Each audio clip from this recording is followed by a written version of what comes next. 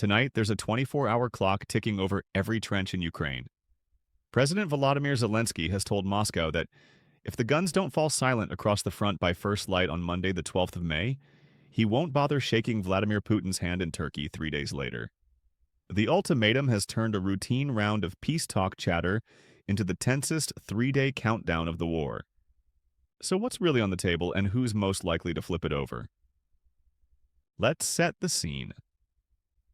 On Saturday in Kyiv, Britain's Keir Starmer, France's Emmanuel Macron, Germany's brand new Chancellor Friedrich Merz, and Poland's Donald Tusk stood shoulder to shoulder and demanded a 30-day unconditional ceasefire starting Monday. They warned Putin that fresh sanctions and a flood of extra weapons for Ukraine would follow if he ignored the deadline. Starmer even called it the quickest test of whether the Kremlin wants peace or just time to reload. That is the pressure cooker Zelenskyy is leaning on. Moscow's first public answer came in the small hours of Sunday. Putin said, in effect, "Let's talk first, ceasefire later." He offered direct negotiations in Istanbul on Thursday, 15th May, without preconditions. He did not sign up to the ceasefire. Zelenskyy's reply landed minutes later on Telegram. "I'll be waiting for Putin in Turkey. Personally, no excuses this time." But he kept his own red line. No talks while the shells are still landing. Then a wild card flew in from Washington. President Donald Trump blasted out a Truth Social post urging Ukraine to accept the Istanbul meeting immediately, ceasefire or not, so the world can see if a deal is even possible. That puts Kyiv in a bind. America is still its biggest arms supplier, yet Trump is publicly undercutting the European ceasefire plan. Why does 30 days matter? European diplomats say a month-long lull would let aid agencies rotate stockpiles, give farmers a planting window in Ukraine's war-scarred south, and, crucially, allow independent monitors time to prove whether Moscow is serious. Macron framed it bluntly. You can't negotiate peace while civilians are being bombed. Behind the headlines, another date looms. 14 to 15 May, the informal NATO foreign ministers meeting in Antalya, just down the coast from Istanbul. Turkey will be teeming with Western diplomats and cameras exactly when Putin hopes to arrive. That's no coincidence. He wants maximum leverage and a global microphone. NATO wants proof he can keep a promise for more than a holiday parade. What are the odds the guns really go quiet by Monday? Not great, say seasoned Russia watchers.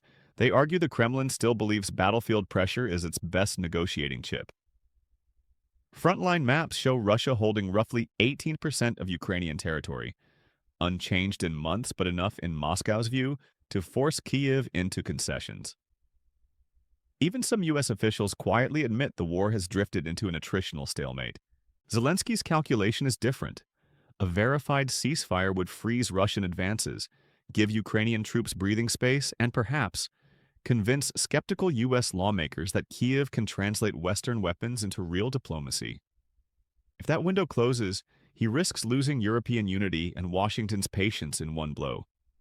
Meanwhile, ordinary Ukrainians brace for another Monday that might start with birdsong or with cruise missile warnings on their phones.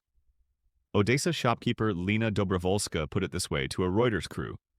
"We keep baking bread every night, hoping we sell it in the morning instead of eating it in a basement." That's the human weight behind the diplomatic brinkmanship. Here's how the next 72 hours could play out. Scenario 1. Ceasefire holds. Kyiv and its allies hail a diplomatic breakthrough. Putin arrives in Istanbul looking statesmanlike. NATO ministers in Antalya claim credit for creating space for peace. Investors breathe, grain prices dip, and artillery crews catch a rare sleep. Scenario 2. Guns keep firing. Zelenskyy cancels, Europe slaps on new sanctions, and Putin uses the Istanbul podium to blame the West. Markets shudder. Drones keep buzzing over the Black Sea. The war grinds on. Scenario 3. Partial pause. Moscow halts missile strikes but not ground assaults, muddying verification and letting both sides spin the narrative. This gray zone is the Kremlin's specialty and the West's nightmare.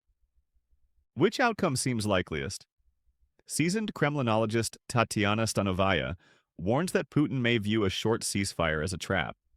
If Russian troops can't shoot back, Ukraine might regroup and claw back territory once the truce lapses.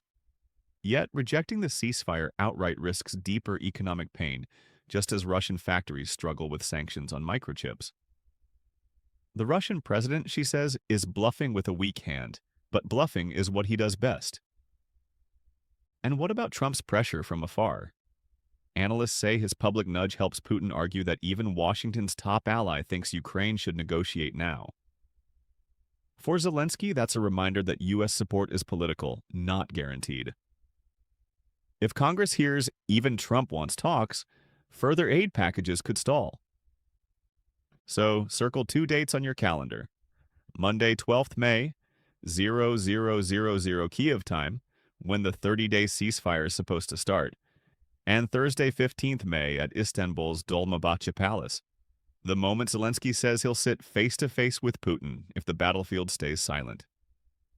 One is a test of Russian restraint, the other a test of Ukrainian resolve.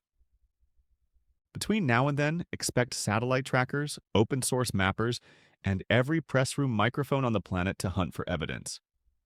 Are the rocket launches slowing? Are supply convoys still rolling? Is Moscow's delegation really boarding a flight to Turkey? And expect disinformation to spike. Both sides know that shaping the narrative before cameras roll in Istanbul is half the contest. If you see screenshots of alleged troop withdrawals or ceasefire violations, check the timestamp and the outlet. Some of the loudest claims may be the least reliable. Where does that leave you and me? Watching a high-stakes game of diplomatic chicken, hurtling toward Monday dawn. If the truce holds, we could witness the first real pause in Europe's bloodiest war since 1945. If it fails, sanctions will tighten, shells will fly, and the human toll will keep climbing past its already unimaginable scale. So, what do you think? Will Putin walk into that gilded Istanbul hall ready to bargain, or is this just another stalling tactic? Let me know in the comments. I read every one. Hit that. If you appreciate clear updates without the noise, hit subscribe and ring the bell so you don't miss our next deep dive when the clock runs out.